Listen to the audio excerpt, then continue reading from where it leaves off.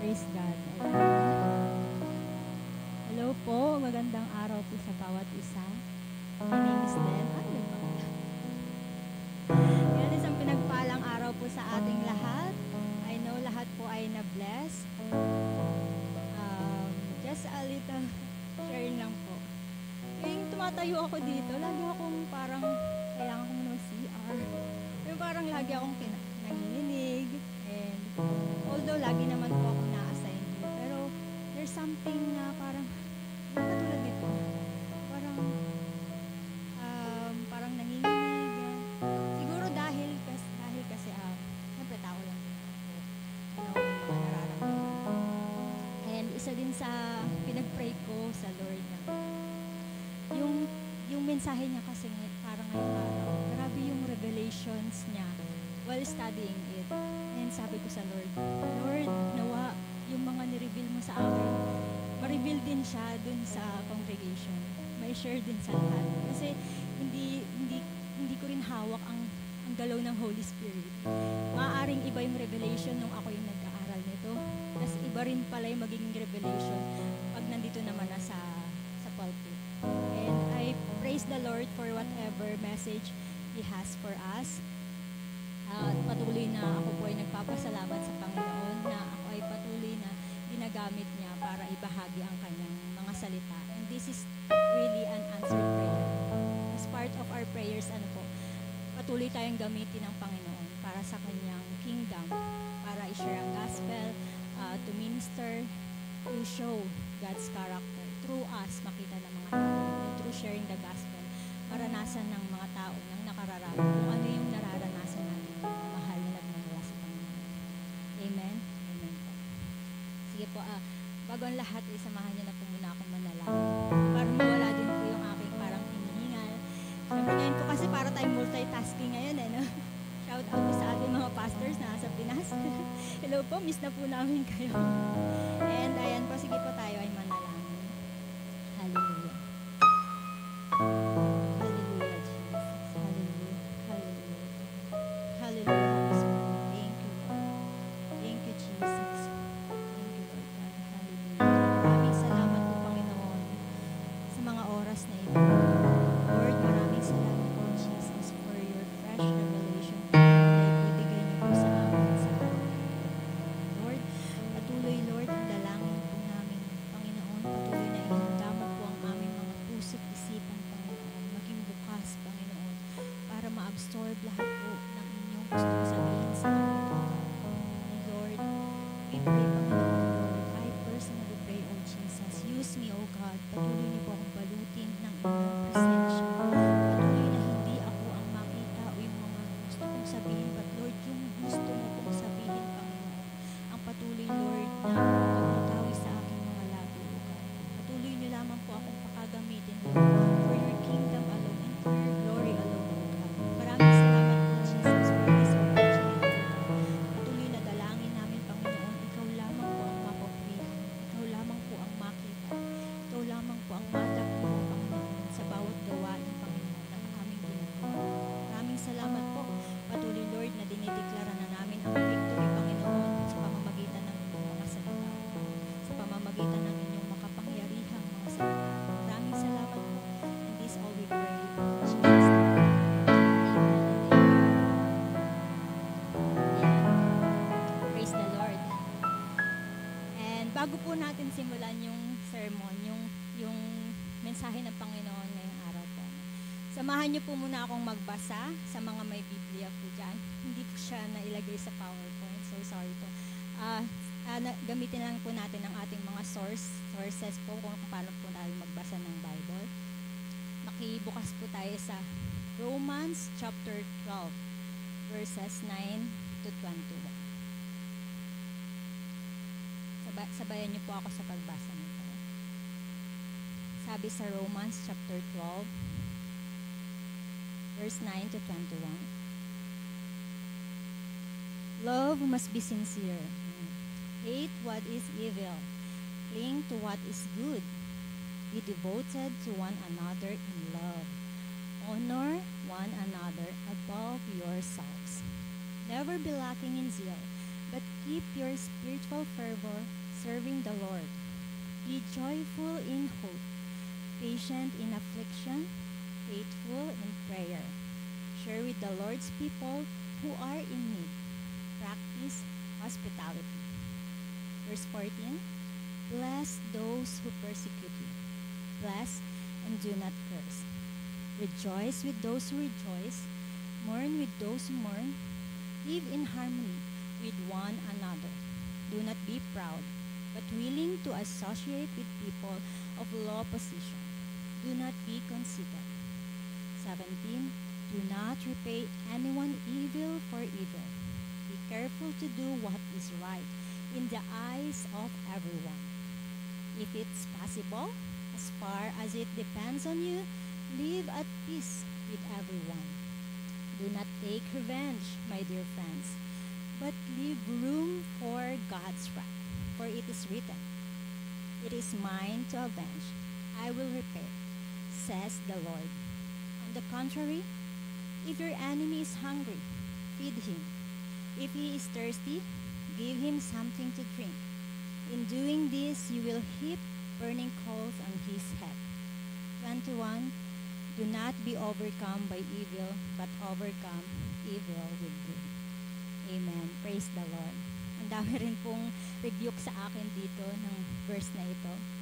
I'm just sharing this na isa po kasi ito sa mga devotion ko po last week, and praise the Lord for giving me these words of wisdom. Naalala ko po dito po sa part na do not take revenge, my dear friends, but leave room for God's wrath. May mga experiences din po kasi ako before na. Siyempre may gagawa sa'yo ng hindi tama. As a human, parang ano yung magiging response mo doon? Parang gusto mong kumante.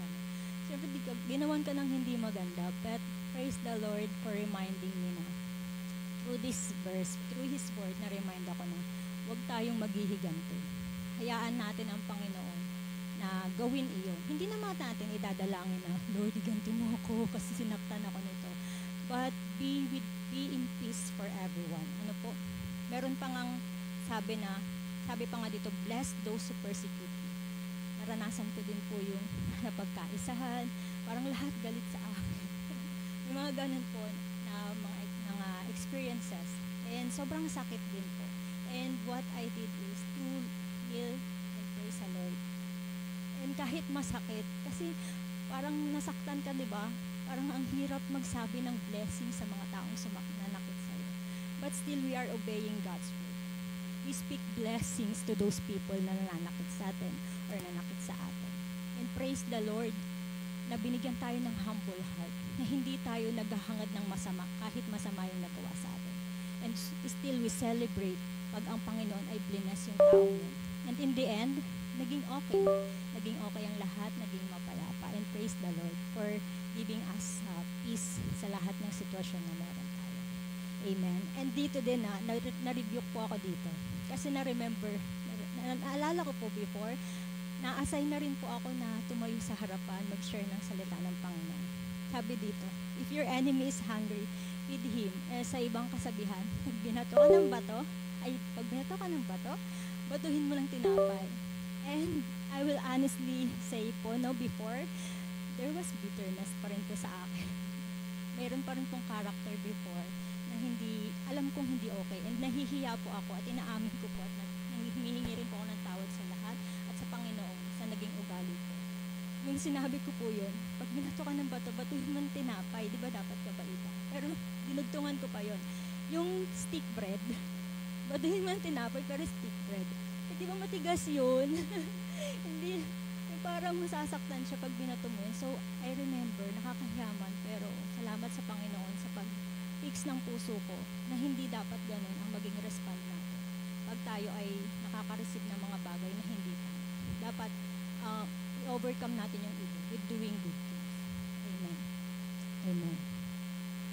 And ayan po, last Sunday po, ang tinapik po natin is honoring God with myself. Ang ating August theme is honoring God. And last time is with myself. And sobrang ganda po nung mensahe ng Panginoon. Ano? Kasi lahat naman talaga magsisimula sa ating sarili. Kung paano ba natin pinapaayos yung sarili natin sa Panginoon. Kung paano ba natin ino-honor ang Panginoon sa pamamagitan ng ating mga sarili. Salamat sa Lord sa mensahe na yun. Napaka-powerful naman talaga. And ngayon naman po, ang magiging topic naman po natin is honoring God through people. And nilagyan ko po siya ng love beyond. Kasi bakit may love? Di ba pag mapagmahal ka, parang wala ka nang wala kang nakikitang mali sa tao. Love conquers all, di ba? Love covers all multitude of sins. Nagagawa nating madali ang mga bagay-bagay. Kahit na minsan may makikisuyo lang sa'yo, gawin mo to, pero naka-smile ka. O sige, lahat parang excited ka kasi punong-puno ka ng pag-ibig. Di ba? Love is, naalala ko, sabi, love is blind. Siguro nung mga panahon, no, sino dito nakaalala nung may mga ex pa kayo, parang kala mo bulag na bulag ka sa pag-ibig. Hindi mo pa nakikita yung kamalian nung panahon na yon. Pero nung binigay na ng Panginoon ang tama sa'yo, mas na-realize mo kung ano ba yung tunay na pag-ibig. Ayan. Honoring God through people. Love beyond. Ang main scripture po natin ay matatagpuan sa Matthew 25 verse 40. Wait.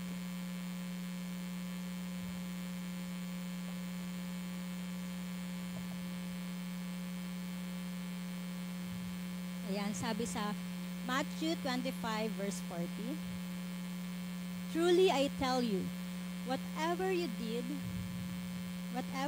for one of the least of these brothers and sisters of mine, you did for me. Tingnan natin yung mga katabi natin. Ano yung huling bagay na ginawa mo sa katabi mo? Ano yung huling bagay na alala mo ginawa mo sa katabi mo, sa likod mo, yan, kapwa mo? Sabi dito, kung ano yung ginawa mo sa kapwa mo, ginawa mo din sa Panginoon. Pero kung babalikan natin yung verse, basahin natin siya paorong, from Matthew 25:31 something. May kwento kasi doon. Sabi doon na mayroong mga tupa, ay mga sheep, nilagay sila dito sa my right hand. Yan, alam natin yung kwento. Dito naman sa left hand, mga goat. Yung mga sheep daw, sa isang nation kasi, yung isang sheep daw, yun yung mga gumagawa ng mabuti, mga righteous, mga buti ang gawain. Dito naman sa left, yung mga hindi gumagawa ng tama. Hindi gumagawa ng mabuti. Hindi naman sinabi na gumagawa ng mali. Pero mga hindi gumagawa ng dapat gawin. So, sabi doon is, itong mga na sheep, may pinipare ang Panginoon sa inyo na inheritance of kingdom. Ayan, bakit? At may pinipare na inheritance of kingdom. Kasi nung nagugutom ako, sabi ng Panginoon, nagugutom ako, pinakain niyo ko. Nung nauuwaw ako, pinainom niyo ko. Nung wala akong damit, binigyan niyo ako ng masusuot. Nung may sakit ako, binisita niyo ko. Tapos, nung nasa kulungan din ako, pinuntahan niyo ko. Ginawa niyo yung mga bagay na yun. Pero ang sagot ng mga righteous people, kailan ka nagutom? Kailan ka namin binigyan ng pagkain? Kailan ka ba nauhaw? Kailan ka namin binigyan ng damit? May damit ka naman. Saka kailan ka nakulong?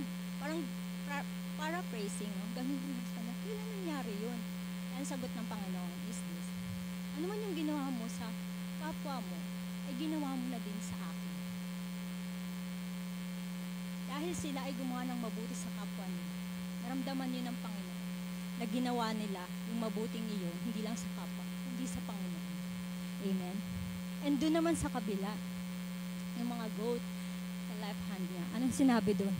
May prepare din ng Panginoon. Kung dito ang prepare is a kingdom, inheritance of kingdom. Dito naman ang prepare sa kabila. May nakaprepare sa inyo, fire, lake of fire. Kasama ng devil and angels na dapat doon, na ibabagsak doon. Bakit? Sabi ng Panginoon, kasi nung nagugutom ako, hindi niyo ako binigyan ng makakain. Nauuhaw ako, hindi niyo ako pinainom. Nung dumating ako sa inyo, porkit stranger ako, hindi niyo ako welcome. Kasi inusgahan niyo ako agad. Sino dito ang sino dito ang judgmental? Hindi tayo makakaiba.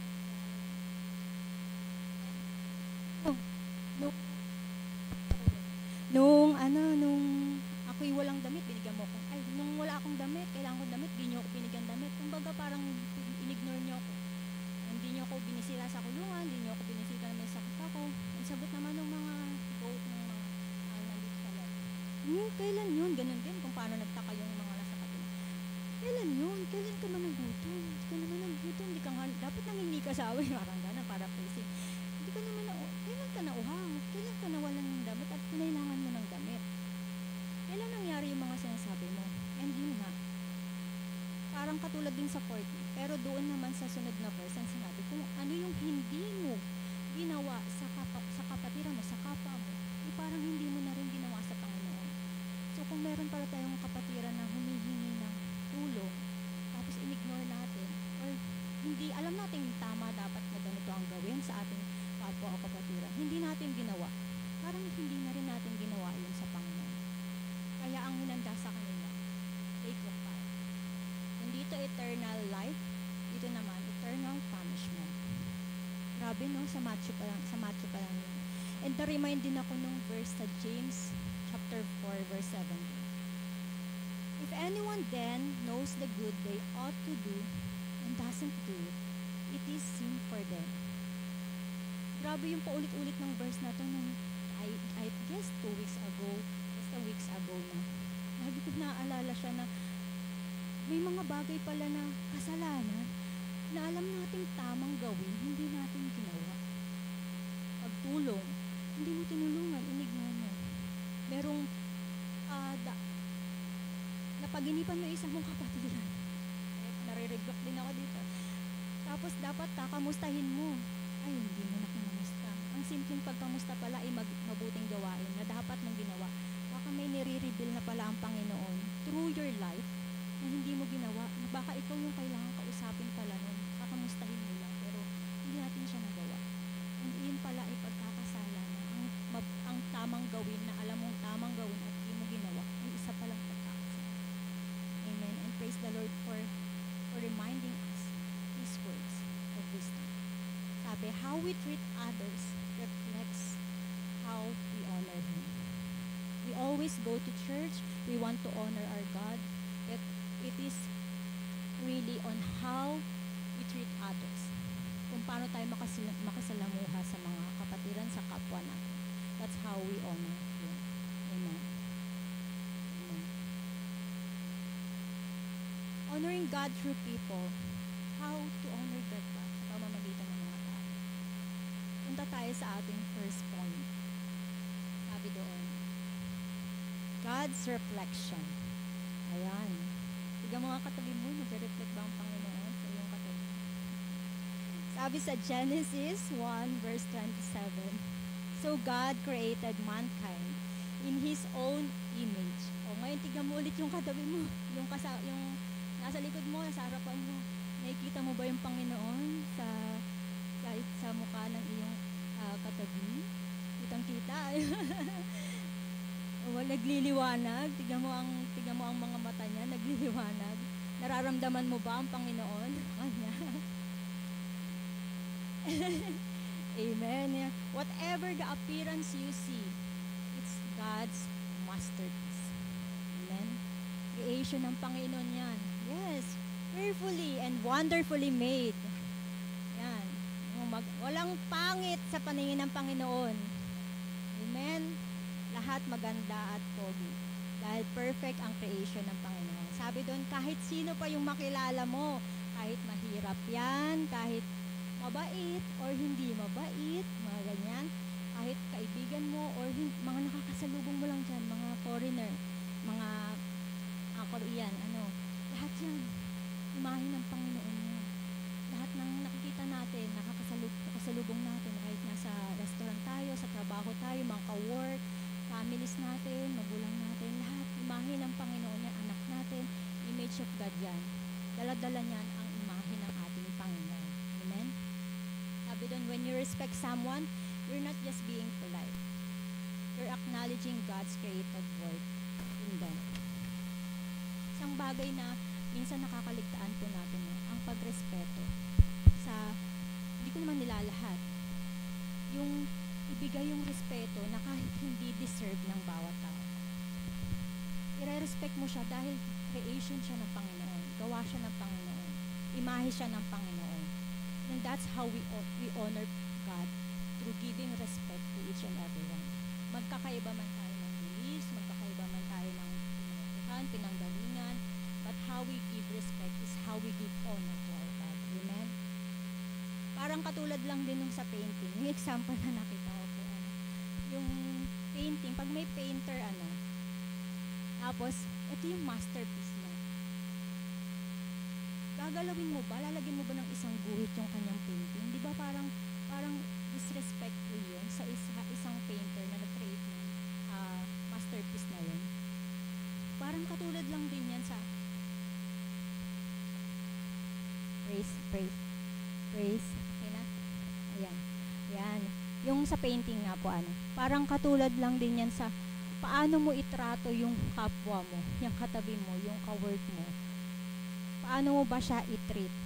Katulad ba yung sa painting, di ba? Parang iniingatan natin yung painting na yun kasi gawa yun ng pinakasikat na painter. Alam niyo naman po yung mga paintings ngayon, pagkamahal-mahal, milyon, napaka-expensive. So what more yung creation ng Panginoon? It's much more expensive. Yung katabi mo, yung mga veins niyan, yung bawat parte ng katawan niyan, super expensive yan. Dahil priceless, super priceless. Exactly. Dahil creation yan ng ating Panginoon. And sa atin, honoring people is not optional for believers. It's recognizing God's handiwork. Amen? So, tignan mo ulit yung katabi mo. Sabi mo sa katabi mo, you are God's masterpiece. Tignan mo sa mata. Tignan mo sa mata. You are God's masterpiece. Ayan. Amen. Sabi doon, paano ba natin ito ma-apply? Sabi sa application, watch your tone. Kung paano tayo, watch your tone, your words, your body language. Honor God by honoring the image He placed in others. Kung paano natin i-treat yan, paano tayo makipag-usap sa katabi natin, sa kakilala natin, is the way na paano tayo makipag-usap sa Panginoon. Lahat tayo excited makita ang Lord, right? Lahat ba excited makita ang Lord? No?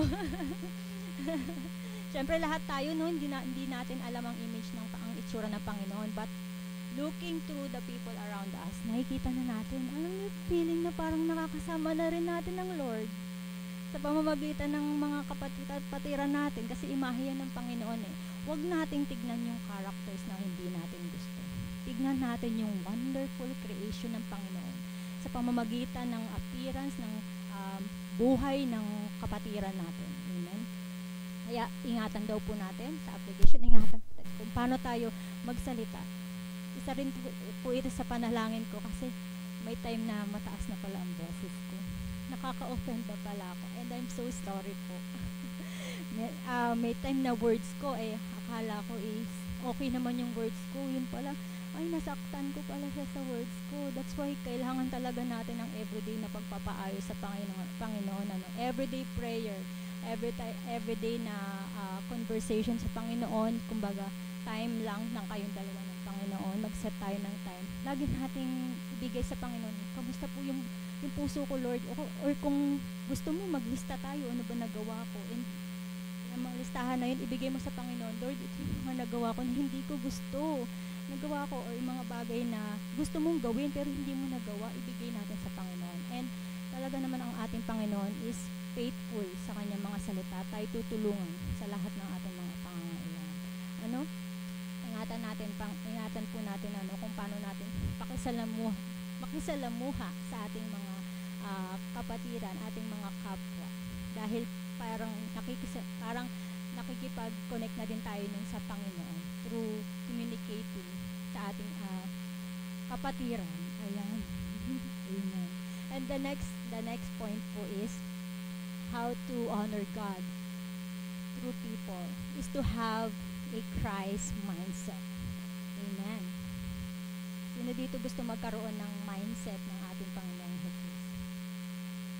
Siyempre lahat. Amen. Sabi sa Philippians chapter 2, verse 3 to 5. Basahin po natin.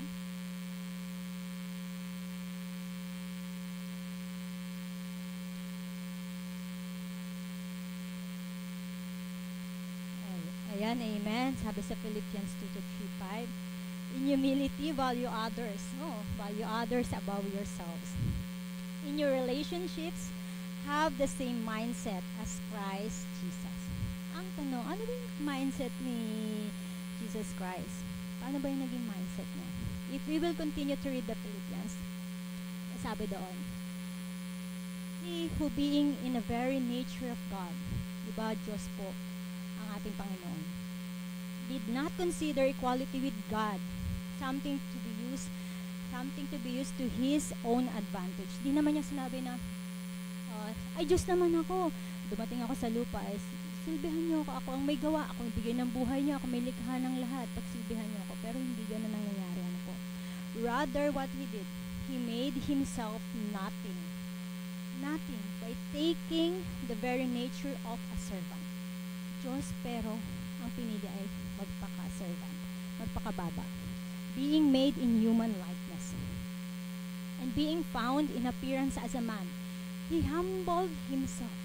Di ba? Ang taas-taas niya, pero nagpakababa siya, nagpaka-humble pa rin ang ating Panginoon by becoming obedient to death. Di ba? Pinako siya sa krus. Obedient to death, even death on the cross. Sabi ko nga nun, pwede naman yung sabihin na, sige na, papatawarin ko na lang itong lahat ng ito. Hindi na kailangan ipako pa sa krus. Hindi na kailangan maghirap pa. Hindi na kailangan na maramdaman pa yung flesh, maging tao pa. Pero hindi natin maaabot yung katalinuhan ng Panginoon kung ano yung plano niya para sa ating lahat.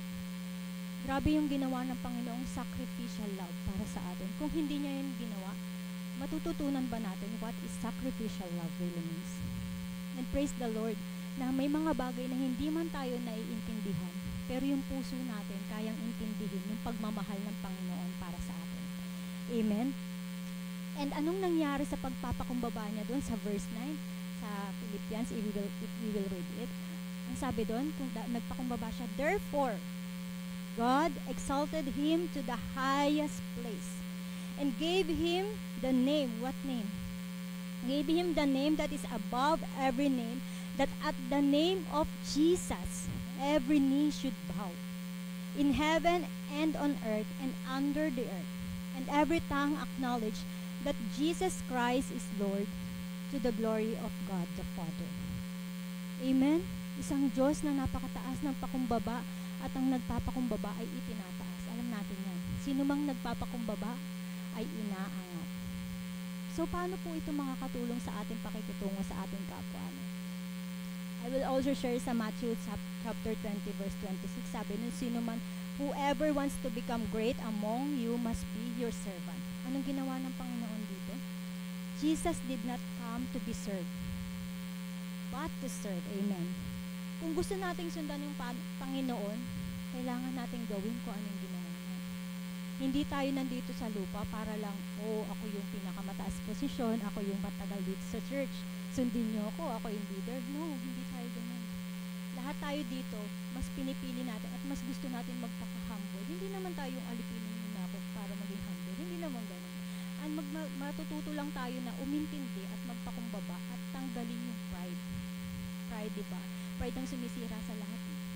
Pride yung isa, number one sa 7 deadly sins. Talagang sisirain yan kung ano man yung character na meron ka. And that's out. Let's pray always sa Panginoon. Kapag meron yung kahit isang tuldok ng pride, Lord, tanggalin mo ito. Hindi namin gusto ito at alam namin hindi namin kailangan ito.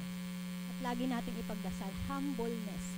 Lagi nating isama sa prayer natin, humbleness. Kung paano naging humble ang ating Panginoong Jesucristo. Ganun din yung humbleness na maranasan at magawa natin bilang mga follower ng Panginoon. Amen? Sabi din dito, serving others is an act of worship. Hindi lang pala sa pagpunta sa church, sa pag-attend ng mga Bible studies, hindi lang sa Pag-awit, pagtaas ng kamay, hindi lang pala yung worship. Ay, mag-aawitan na, mag-worship na. Sunday na, mag-worship na. Hindi lang din. But it's also serving other people. Sabi nga, hindi natin kailangan ng microphone para mag-serve sa Panginoon. Na ma-assign dito, na-assign ka para ganito yung gawin mo, magsiserve ka na sa Panginoon. Hindi lang yun.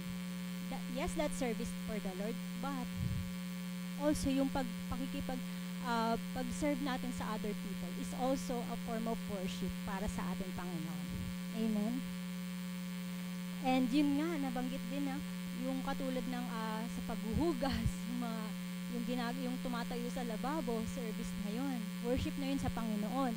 Yung mga nagluluto, worship na yun sa Panginoon. Yung naglilinis, yung service na ginagawa natin, yung nasa likod ng nasa likuran, mga media team, service yun sa Panginoon. Worship yun sa Panginoon. Yung mga simple act natin is worship na yun sa Panginoon.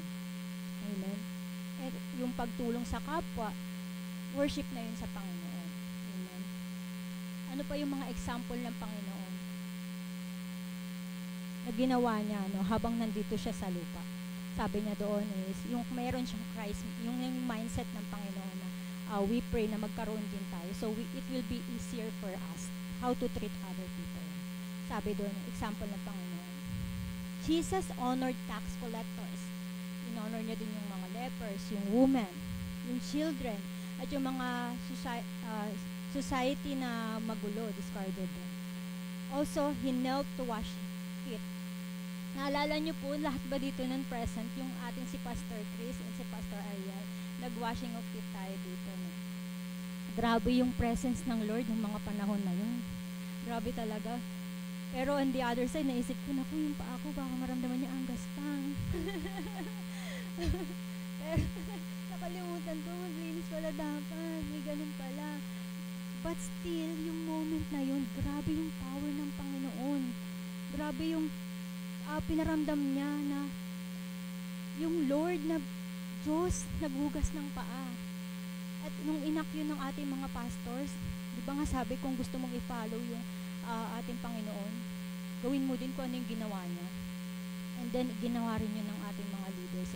And sa moment na yun, nung hinuhugasan nila yung paa, hindi mo naman titignan na, ay, si pastor lang yung hugas ng paa. But the presence of the Lord is in there. The touch is not the hand of that person. It's the hand of Jesus Christ, washing your feet, humbling Himself, and saying that, I love you. Anak kita. And praise the Lord sa mga ganong pangyayari na mas grabe pa yung presensya. Kung gaanong presensya nararamdaman natin sa prayers, sa Sunday, iba pa rin yung presence na mas malalim pa na presensya na pakikipag-ugnay sa Panginoon. Amen? Ano pa yung ginawa ng Lord? Yung Christ mindset niya through other people. He forgave sinners. Diba? Kahit nasa cross siya, anong ginawa niya dun sa mga nag-execute sa kanya? In-honor niya pa din in what way? Sa paanong paraan? Habang nakapako siya, habang matalim na tinik, habang dugu-duguan siya, ano sinabi niya doon? Father, forgive them. That's Christ's mindset. Ginawan ka ng hindi tama, but still you pray for them na mapatawad ng Panginoon. Amen? And to honor God, we must take on the mindset of Christ. I will just share po, naalala ko lang. Yung sinabi dito na, Father, forgive them. Nung time na kinausap po kami ni Pastor about i-assign para po mag-share ng salita ng Panginoon, po. Eh, syempre, pinapili po kami ng time na yun, anong isi-share.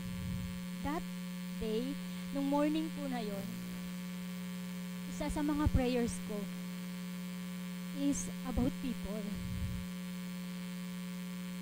Naalala ko nun, sabi ko, grabe Lord, connected na. That morning, I was just praying, Lord, in behalf of everyone na nandito sa mundong ito, I pray, patawarin niyo po lahat.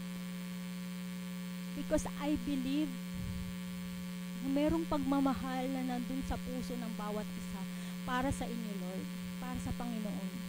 Pero natatakpan lang to ng sitwasyon. Natatakpan lang to ng mga worries. Natatakpan lang to ng mga kung ano-anong bagay sa mundo. That's why hindi ma-show ng bawat isa kung gaano kamahal at kaimportante ang Panginoon sa buhay nila. And I pray sa Panginoon na lahat ay talagang matouch niya yung puso. Lahat ay makonekta. And gamitin ako para makonect yung mga taong kailangan makakilala sa Panginoon. That morning, and then pagkatapos ko nung morning na yun, biglang kinausap kami ni Pastor about this. Sabi ko, grabe Lord, grabe yung mga revelasyon ng Panginoon. And honestly po, sa topic na ito, honoring God through people, napakarami ng makikita mo sa Bible. Kulang na lang buong Bible yung pag-aralan natin dito. And praise the Lord, na may mga nire-reveal po siya sa atin, I believe sa ating lahat. May nire-reveal po ang Panginoon sa bawat isa sa atin through our prayers and pakikipag-usap po sa Kanya. And praise the Lord po for His powerful words that transforms us. Amen. Sabi dito, application. Ask yourself, ayan, may assignment tayo. Ask yourself, who can I serve this week? Isipin natin, sino kayang pwede nating i-serve this week, paglingkuran? Then, do it quietly, joyfully as unto the Lord. Pwedeng kamustahin ang kaibigan, pwedeng bisitahin, katulad ng ginawa nung sa main scripture. Pwede nating puntahan, kausapin. It's also an act of worship. Pwede nating share ng gospel. It's also an act of worship. Amen. And at ang sunod naman po, kung na-remind tayo dun sa God's reflection, and then the Christ mindset, ano naman po kaya yung pwede nating hingin sa Panginoon para matulungan tayo how to honor people, how to honor God through people. Sabi dito is the Holy Spirit's guidance. Amen. Nakakatuwa kanina yung morning devotion natin kasi parang connected talaga siya dito. Connected siya. Kasi yung kaninang about dun sa banquet, part din siya dun sa higher, dun siya sa may Matthew din, dun siya sa may taas ng Matthew. Tama, sa may Matthew siya, pero sa higher part siya yung banquet na yun.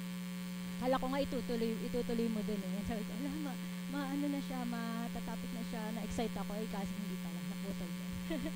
And also, ito na pala yung continuation, and praise the Lord. And ngayon naman po sa Holy Spirit guidance, yung kanina nga po, sabi, yung fruit of the Holy Spirit. Ayan. Sabi sa Galatians 5:22 verse 23. But the fruit of the Holy Spirit is love, joy, peace, forbearance, kindness, goodness, faithfulness, gentleness, and self-control. Against such things, there is no law. Paano makakatulong itong Holy Spirit's fruit of the Holy Spirit para how to treat people around us? Amen. If meron tayong fruit of the Holy Spirit, it will be easier for us. Pag meron tayong pagmamahal, tulad ng sinabi ko kanina, love beyond. Pag may pagmamahal tayo, napakadali na lang ng pag-honor sa mga kapwa natin. And in that way, we are also honoring God. Amen po. Pag mapagmahal tayo, kahit ano pa man yung flaws ng kapwa natin, hindi na natin yan mapapansin. Hindi na natin yan yung parang, ayoko dito kasi ganito to. Hindi ko na gusto maging kaibigan to kasi ganito yung ugali. Hindi tayo ganun. Dahil sa marunong tayo magmahal, punong-puno tayo ng pagmamahal, mas mapofocus tayo na i-share yung love na yun. Hindi natin lang aangkinin yung pagmamahal na yun. Ano ba sinabi ng Panginoon? Love your neighbor. Walang sinabing love your neighbor pag mabait siya or kung okay siya sa'yo. Love your neighbor. And it will be easier for us to love someone if pinifeel natin sarili natin ng pagmamahal ng Panginoon. Amen. Yung sunod doon, joy. Sino dito mga joyful? Sobrang, ayan si ate, nakakahawa yung pagiging joyful. And alam mo talagang makikita mo talaga na grabe yung saya ng paglilingkod sa Panginoon, nagre-reflect talaga yan sa smile ni ate. At sa bawat isa din naman, no, lahat tayo, joyful tayo. At kapag joyful ka, mas madali talaga na makipagsalamuha sa bawat isa, no, kasi masiyahin ka. I pray na maging joyful ako lagi, ano, laging sa ka-smiling face, ano. Tapos mas madali na lang makipag-usap sa kapwa, mas madaling maintindihan yung bawat isa. And also peace na binibigay ng Panginoon sa atin.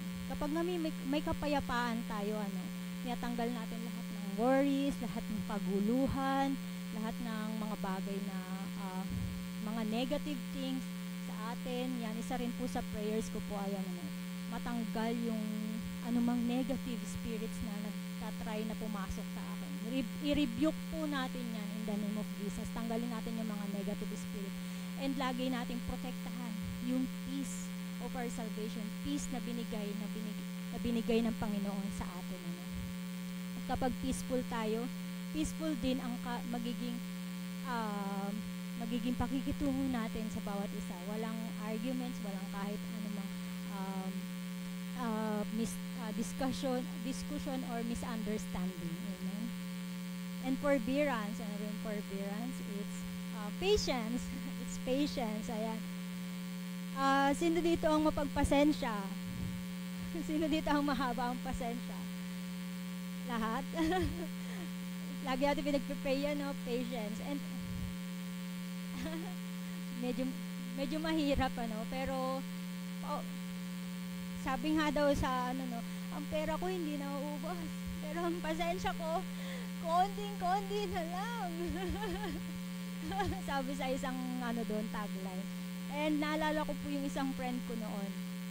Sabi niya po, meron siya kasing situation na nahihirapan siyang pakitunguan yung isang friend niya din, o isang kakilala niya. So, ang ginawa niya, nagpray pa siya sa Lord, Lord, ang hirap naman itong pakisamahan. Habaan mo pa yung pasensya ko, Lord. Habaan mo pa yung patience na to para talagang mapigilan ko yung sarili kong patulan siya, please. Di dumating yung sumunod na araw. Ang nangyari, yung kakilala niya na yun, mas lalong lumala yung ugali. Mas lalong yung pasensya niya. Grabe yung sabi niya, Lord, bakit lalong lumala yung ugali noon? Ang hirap na nga nung sitwasyon ko. Gusto ko na nga, mapaubos na nga po yung pasensya ko. Tapos ano nga yung revelation sa kanya ng Panginoon? Di ba you prayed for long patience? Pahabain pa yung pasensya mo. Paano siya haba kung hindi ko i-allow na magganon pa yung ugali niya? So, kidding aside, talagang be careful in what we pray. Kung gusto natin ng mahabang pasensya, hindi lang natin siya kailangang hingin na pahabain pa yung pasensya natin. But let's give it really, yung patience na to. Kasi nandito na to sa atin, yung patience. Nasa fruit of the Holy Spirit na siya. Nasa atin na siya. Ibibigay na lang natin siya. I-share na lang natin siya. Amen? Also, kindness and goodness. Pag mabait ka, pag gumagawa ka ng tama, it's really easy. It's really easy to honor God through people sa pag-treat natin sa mga kapwa natin. Amen po. And gentleness and self-control. Self-control ang pinakamahirap dito, Kasi lahat tayo may free will. May tayo gusto natin gawin to or gawin tong isang bagay na to. Mamimili pa tayo. Dahil sa free will natin, papatulan ko ba? O hindi ko papatulan. Pero dahil sa tao lang tayo, minsan parang gusto na natin patulan, Pero dahil sa fruit of the Holy Spirit, meron tayong self-control. Ano man yung bagay na alam mo hindi mo dapat gawin, mapipigilan mo siya. At kapag hirap na hirap ka, kailangan mo lang sabihin sa Lord, tulungan niyo po akong pigilan ito. I-control niyo po yung sarili ko. Sobrang hirap talaga nito na pag ikaw mismo na yung nakakaramdam, yung parang kinokontrol ka na ng sarili mo, mismo ikaw di mo na makontrol yung sarili mo. That's sobrang mahirap po. That's why we need God na siya ang mag-control sa lahat ng naiisip natin, lahat ng sinasabi natin, kung paano tayo makipag-usap sa kapwa natin. Let's ask for God's guidance. Let's ask for the Holy Spirit's guidance. Amen. Sabi doon is, when we walk in the guidance of the Holy Spirit, these fruits become evident in how we treat others. Makikita na kasi yan sa atin, ano po. Pag nagpapakita tayo ng pagmamahal ng mga fruit of the Holy Spirit, magre-reflect na doon yung character ng Panginoon sa atin. Amen? And gusto natin yan. Gusto natin na bilang isang Kristiyano, bilang isang anak ng Diyos, nagre-reflect sa atin yung karakter ng Panginoon na pinagdadasal din natin lagi. Hindi yung karakter na meron tayo na kung ano tayo, but the character of God. Amen? Makikita yun sa atin. And by honoring others through Spirit-led actions, we honor God Himself. Pag ganun tayo, ano po, pag hinahayaan natin yung fruit of the Holy Spirit ang mag-lead sa atin, Spirit-led actions, we are also honoring God na nagdudwell sa atin. We are honoring God who dwells in us. Amen. And I will just share to you, I'm not sure kung nandyan po siya sa may PowerPoint, pero it's just practical ways to show honor sa ating mga kapwa. Ano po, sa ating mga neighbors. Ayan. Sabi doon is, wala siya dyan, sorry. Sabi doon is, listen before speaking. Makinig muna tayo, huwag na tayo puro salita. Hindi, ako muna pakinggan mo, ako muna. Pero lagi natin, i-practice natin na, sige, makikinig muna ako. Ano bang gusto mong sabihin? Pakinggan muna natin. It's also one way of showing respect to that person. Ano po? Makinig ka muna, huwag ka muna magsalita. And pagtapos na siya, okay, you're done, okay, ako naman yung magsasalita. Listen before you speak. Okay? And next is, speak well of others, even when they're not around. Parang katulad dun nung kumakalat na tagline sa social media platforms. Sabi doon is, sit with people, para siyang coffee shop na image, tas meron dun na parang quote, sit with people who protect your name when you are not around. Diba? Sabi doon, speak well of others, kahit hindi mo kasama yung taong yun. Magandang mga bagay ang sabihin mo sa tao. Iwasan natin sabihin yung mga hindi magandang bagay. Iwasan natin magsabi ng mga bagay na ikasasama ng taong yun. But on the other side, protektahan natin yung taong yun. Lalo na yung mga leaders natin, huwag nating hayaan na nagsasabi tayo ng hindi maganda. But let us protect our leaders, especially, kahit na sa mga kapwa natin, piliin pa rin natin, pag alam natin may hindi magandang bagay, na alam mo sa sarili mo na, ang hindi to maganda, baka pag shinare ko pa to sa iba, baka ganun na din ang isipin niya. Iwasan po natin yung mga ganong salita. Lagi lang natin magandang bagay din sabihin natin. If we have concern dun sa taong yun, speak directly to that person. Amen? Kausapin natin agad yung taong yun. Huwag natin ipadaan pa o ipagkalat pa sa iba. Directly to that person na we have concern. Amen? And also, this third one, 5 lang naman ito. Tayang wala dyan. Sabi is, serve without expecting recognition. Ayan. Pag tayo ay nag-serve sa ating kapwa, huwag na tayo mag-expect. Ano lang natin siya, parang binigay na natin siya ng buong puso.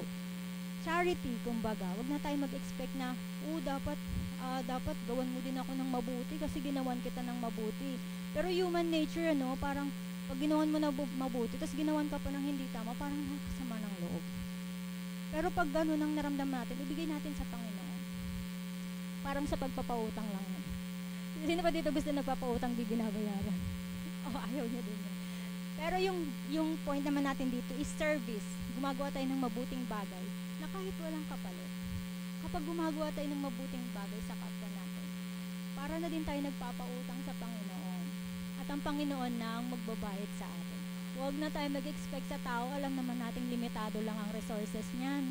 Doon tayo mag-expect sa may nag-create ng lahat ng bagay. Diba? Kung may kailangan tayo, hingin natin sa Kanya. Huwag nating paalala dun sa tao na ginawa natin ng mabuti. Paalala natin sa Panginoon yung mga bagay na hinihingi natin. Whatever you ask in prayer, it will be given to you if you pray for it. Amen? Amen. Amen. And this one, nakakatawa. Refuse gossip. Yung parang katulad din ka. Akala ko may extreme lang. Ginaganon ko. Wireless pala ito, girl. Sorry. So, refuse gossip. Iwasan natin yung mga chismisan. I remember sa sa women's, may isa din po kami kapatiran doon na sabi na, ay, ayoko na makinig ng mga chismis. Ay, yung balita ng kapatid niya na ganito daw ang issue, ayoko nang pakinggan. Ayun, hindi ko na siya, gustong mapakinggan. Well, na-bless ako doon and also na-review. Kasi, honestly po ako, pag nakakarinig ako ng chismis, uy, ano nangyari? O talaga, amen. O talaga, ano pa nangyari? Ganon. Aaminin ko naman po, medyo rin po ang tenga ko. Medyo itchy din po sa mga bagong balita. Pero, I always make sure na hindi ako makikisawsaw. Oh, talaga? Tapos ako pa yung magkakalat. No, wag ganun. Gusto mo lang makinig or ma-entertain. Ganun pala nangyari. Entertain?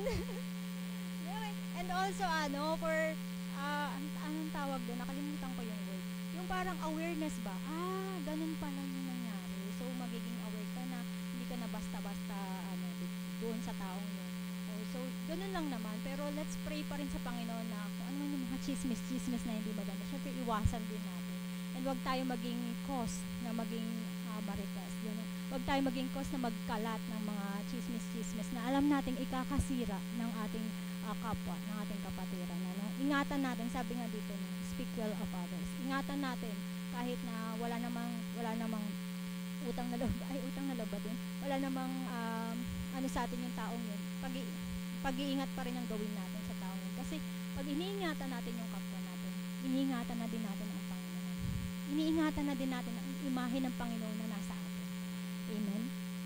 And this, number 5, assume the best in people. Tignan natin kung ano yung mga best ng taong yun. Nahirapan ako sa ganito. Kaya mo yan, go lang. Give your best. Yung mga natin, mga kapatiran natin na nagluluto, nagsasaing, you're the best talaga, thank you po. Mga bagay kasi na hindi na kayang gawin ng isa at kayang gawin ng isa. Thank you po, you're the best. Talagang makikita natin yung best in people. May mga bagay na hindi na natin kaya, pero kaya ng iba, hindi tayo maiinggit. Matutuwa tayo because may iba na kayang gawin yung bagay na hindi natin kayang gawin. Hindi ako magaling kumanta, pero kaya niyong kumanta. And you're the best.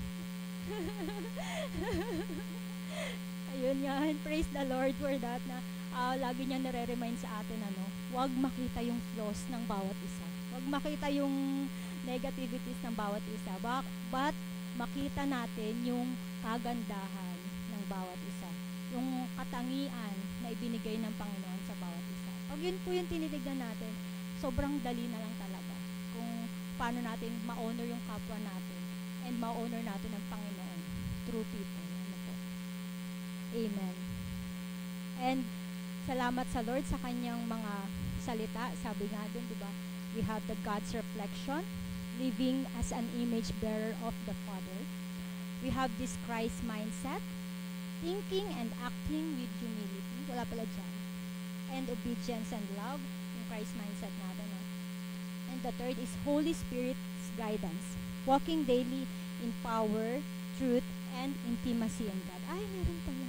Ayan yung natin. God's reflection, Christ's mindset, Holy Spirit's guidance. Amen. Salamat sa Panginoon sa kanyang sobrang powerful na mga salita. Po. And to my conclusion na, di ba, ang bilis na. Na-enjoy nyo ba? Na-enjoy ko yung salita ng Panginoon. Grabe. Sobrang powerful. And sabi sa conclusion, honoring God isn't just something we do in a sanctuary. Ayun nga, hindi lang yung nandito tayo sa simbahan, hindi lang sa pagpunta ng church. Not only to lift our hands in worship. Tama, hindi lang yung pagtaas natin ng mga kamay natin. It's how we speak, it's how we see, speak to, and serve other people around us. To extend our hands in love and service to others. Yung pagtaas natin ng kamay sa worship, hindi lang yun. Itaas din natin ang kamay natin sa mga taong nangangailangan. Abutin din natin yung mga kapwa natin, especially the ones who may never be able to repay us. Ayun na, huwag tayo mag-expect.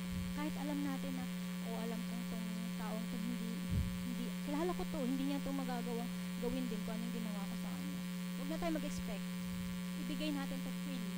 Ibigay natin to ng wholeheartedly kung paanong binigay ng Panginoon ang kanyang anak para sa ating lahat. Ng buong buo, ganun din nawa tayo magbigay ng pagmamahal at serbisyo sa mga kapwa natin. Amen?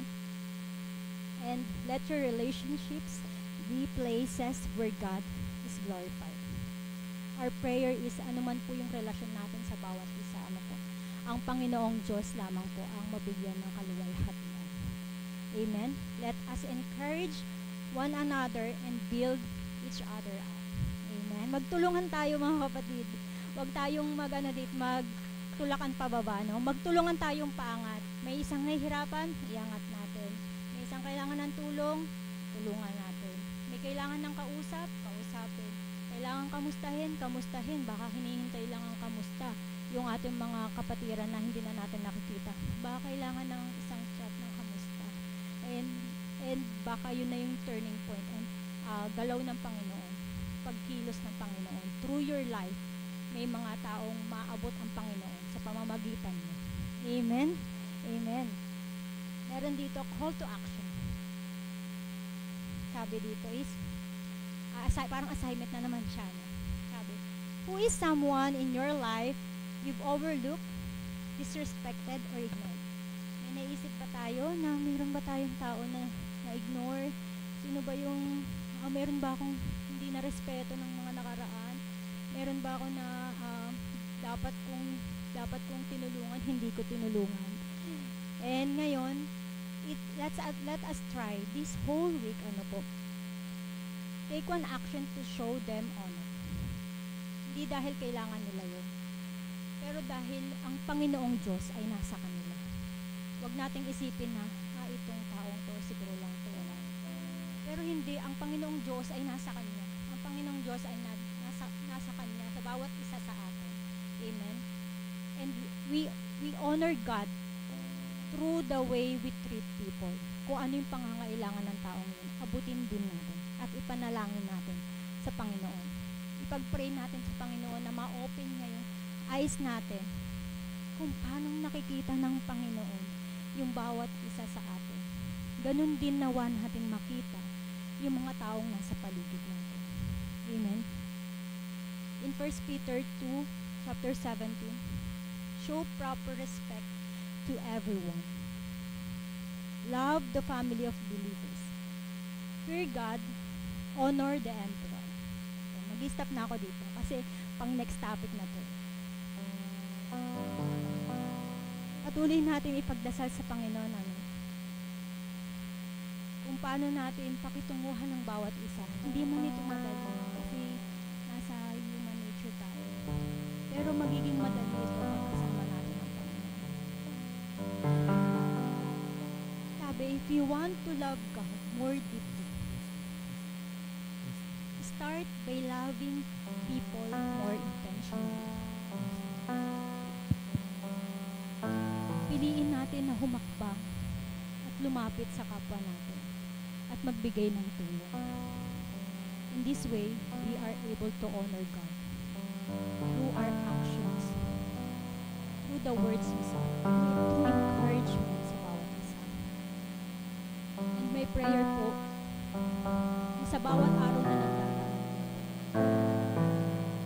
Patuloy tayo na magkaroon talaga ng Christ mindset.